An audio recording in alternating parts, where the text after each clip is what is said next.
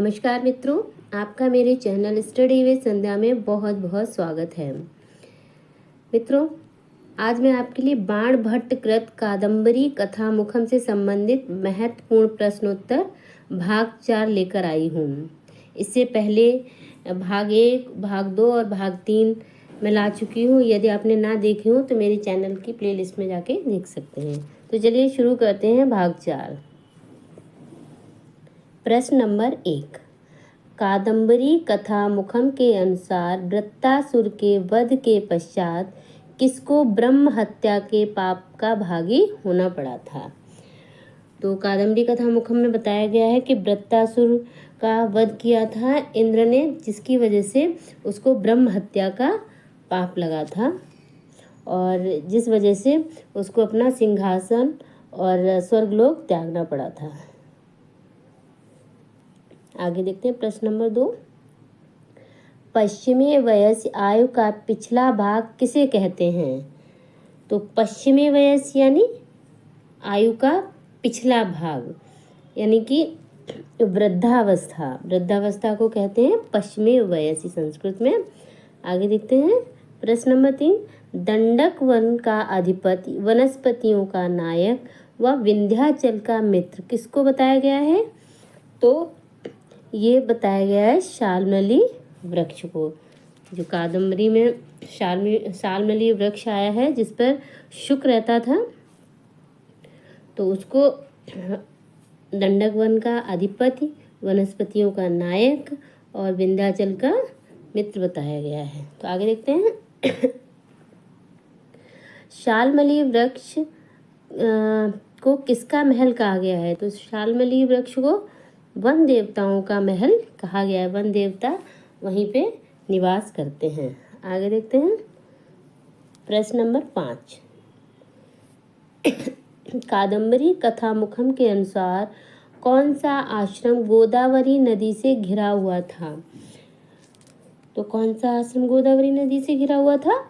अगस्त्य आश्रम। अगस्त्य ऋषि का आश्रम था, वो गोदावरी नदी से घिरा हुआ था। वेधसा शब्द किसके लिए प्रयुक्त किया गया है? तो वेधसा शब्द किसके लिए आया है? ब्रह्मा के लिए। जो कादम्बरी का मंगलाचरण है उसमें ब्रह्मा जी की स्तुति की गई है, त्रिदेवों की स्तुति की गई, जिसमें ब्रह्मा जी के लिए वेधसा शब्द प्रयुक्त हुआ है। आगे देखते हैं इद्मवाह से क्या तात्पर्य है? तो इद्मवाह का मतलब होता है समिधाएं लाने वाला। जो हवन के लिए समिधाएं वगैरह लाते हैं उसको बोलते हैं इद्मवाह। आगे देखते हैं पंपा सरोवर के किनारे पर शाल्मली वृक्ष किस ओर स्थित था? शाल्मली वृक्ष कहाँ स्थित था? पंपा सरोवर के किनारे। और किस ओर था, मतलब किस दिशा में था? तो ये था पश्चिमी ओर, पश्चिमी दिशा की तरफ। प्रश्न नंबर 9। सवर सेना की तुलना किससे की गई है? तो सवर सेना की तुलना किससे की गई? यमराज के परिवार से। क्यों की गई? क्योंकि सवर सेना ने आकर जितने भी पक्षी थे सबको मार दिया था। क्योंकि सवर सेनापति ने तो जो हमारा तोता शुक वैशंपायन था उसके पिताजी की गर्दन तोड़ कर फेंक दिया था। वैशंपायन किसी तरह बच गया था उसकी नज़रों से, तो इसलिए यमराज का परिवार कहा गया है कि यमराज की तरह आके सब इधर मारकाट मचा दी थी उन्होंने। आगे देखते हैं प्रश्न नंबर 10। भीलों का दल, किरात दल व खरदूषण का सैन्य दल किसे कहा गया है? तो किसे कहा गया है? सवर सेना को। आगे देखते हैं बाणभट्ट ने भील कुमार किसे कहा है? बाणभट्ट जो लेखक है इसके, उन्होंने भील कुमार कहा है एकलव्य को। एकलव्य एक भील कुमार थे। एकलव्य की कहानी तो सबको पता ही होगी कि उन्होंने एकलव्य से द्रोणाचार्य ने उसका अंगूठा ले लिया था, क्योंकि वो धनुष बाण चलाने में अर्जुन से भी अधिक योग्य था। आगे देखते हैं राजा शूद्रक चौकी पर कौन सा पैर रखकर बैठे हुए थे? तो बायां पैर रखकर बैठे थे। आगे देखते हैं सभी तेजस्वियों का नेता किसे बताया गया है?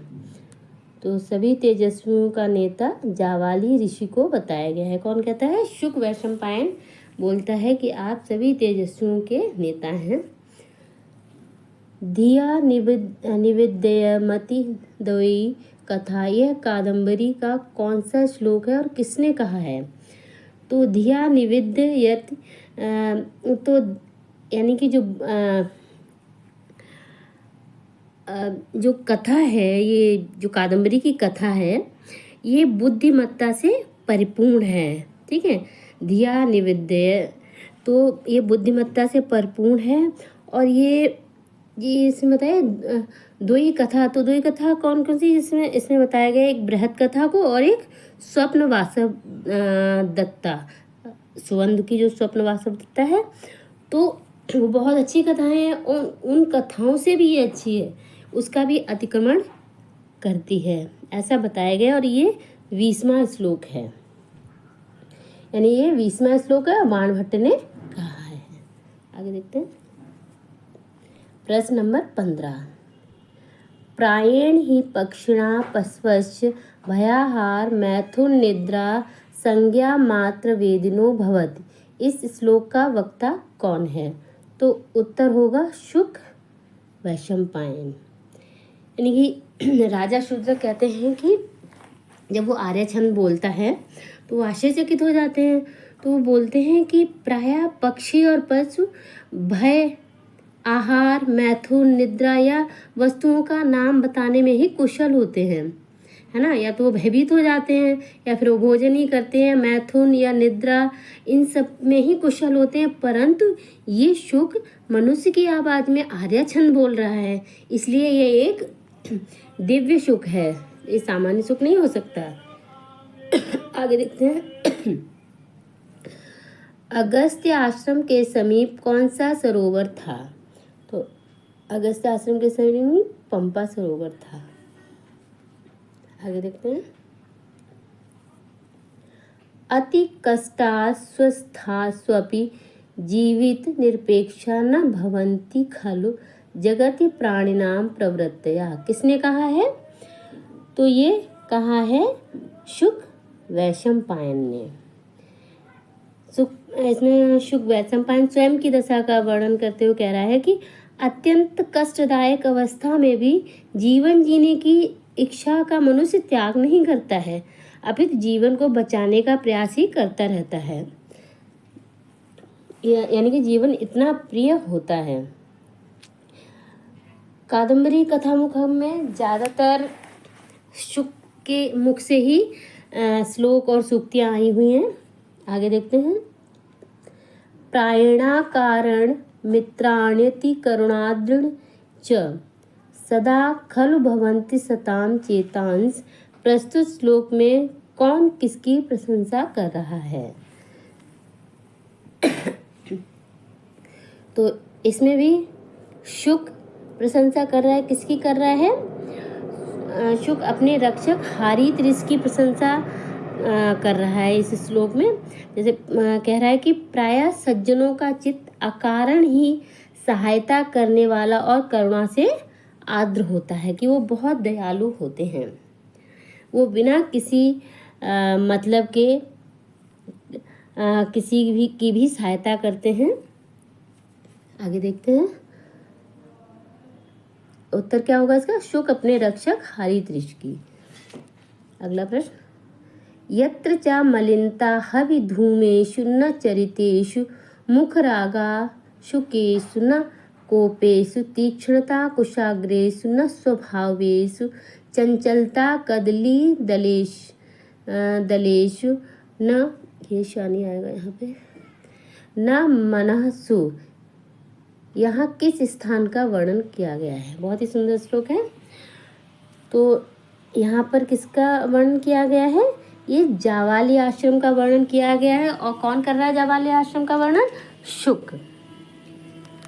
शुक कह रहा है कि जहाँ मलिनता यानी जो मैलापन है वो हवन के धुएं में ही होता है।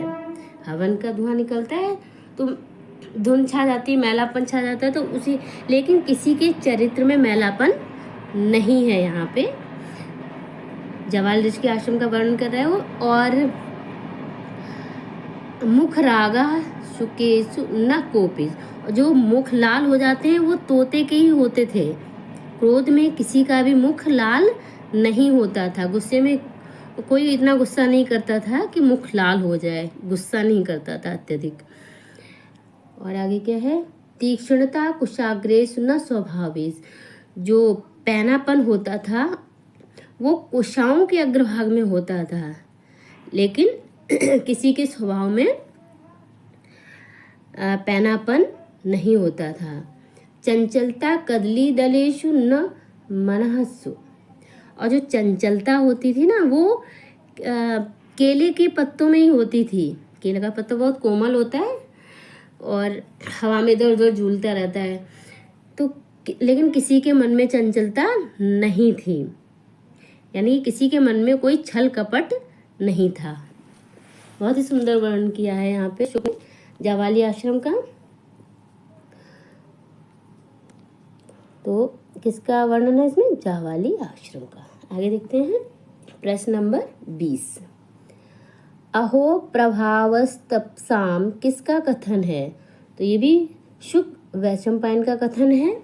वो भी जावाली ऋषि के लिए कह रहा है कि प्रशंसा करते हुए कह रहा है कि अहो प्रभावस्तपसाम, यानी ये आपकी तपस्या का ही परिणाम है। यानी इससे पहले के श्लोक में जो बताया था कि यहाँ मलिनता हवन के धुएं में ही होती है, गुस्से में किसी का मुख लाल नहीं होता है और किसी में छल कपट नहीं था, ये सारा वर्णन कर रहा है। वो बोल रहा है कि ये किस लिए है, क्योंकि ये आपका प्रभाव, आपकी तपस्या का प्रभाव है, इसीलिए ऐसा है यहाँ पे। आगे देखते हैं प्रश्न नंबर 21। पुण्यान ही नाम ग्रहणान्यपि महामुनीनाम किम पुनर्दर्शनानि, सूक्ति किसके द्वारा कही गई है, तो उत्तर होगा शुक वैशंपायन द्वारा। आप देख रहे हैं कि ज्यादातर शुक वैशंपायन का ही कथन है यहाँ पे, है ना। तो पुण्यान ही नाम ग्रहणान्यपि महामुनीनाम किम पुनर्दर्शनानि, यानी शुक जावाली ऋषि की प्रशंसा करते हुए कह रहा है कि महामुनियों का, जो महामुनि होते हैं ना, महामुनियों का तो केवल नाम लेने मात्र से ही पुण्यों का उदय हो जाता है, और अगर उनके दर्शन मिल जाए तो दर्शन तो मतलब इससे भी अधिक श्रेष्ठकर होंगे। अगर उनका दर्शन, उनका नाम लेने से ही इतने पुण्य मिल जाते हैं, लेकिन अगर उनके दर्शन हो जाएं तो ये तो अत्यधिक श्रेष्ठ कर, बहुत ज़्यादा श्रेष्ठ होगा।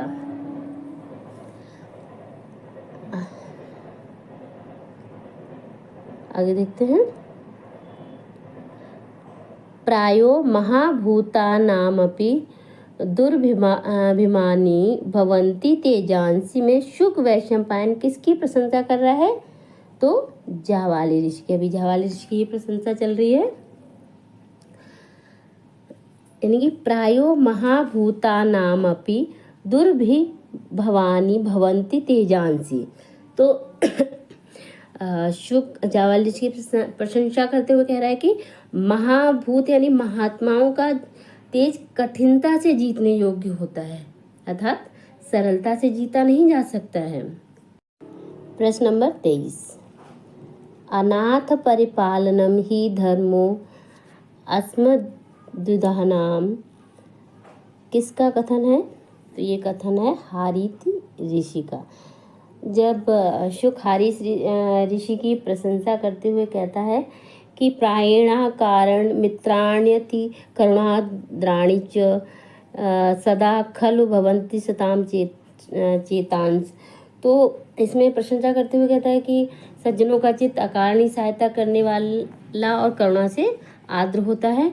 तो इस पर ऋषि हारीत कहते हैं अनाथ परिपालनम ही धर्मो अस्मद्युधानाम, यानी कि अनाथों की रक्षा करना तो हम जैसे लोगों का परम कर्तव्य है, यानी कि अनाथों की रक्षा करना हमारे जैसे तपस्वियों का परम कर्तव्य है।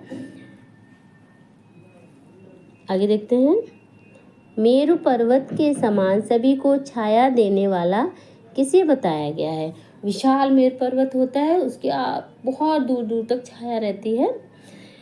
तो इसी तरह इसकी उपमा किससे की गई है? राजा शूद्रक को बताया गया है। तो राजा शूद्रक की उपमा किससे की गई है? मेरु पर्वत के समान, मेरु पर्वत से की गई है। आगे देखते हैं।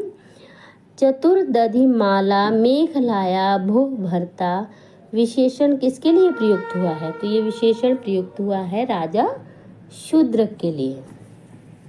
तो मित्रों, इस तरह आज आपने 25 प्रश्न देखे और आशा करती हूँ कि आपको समझ आए होंगे और आसानी से याद भी हो जाएंगे। तो यदि आपको मेरा ये वीडियो पसंद आया हो तो कृपया लाइक करें, शेयर करें और मेरे चैनल को सब्सक्राइब करें। धन्यवाद।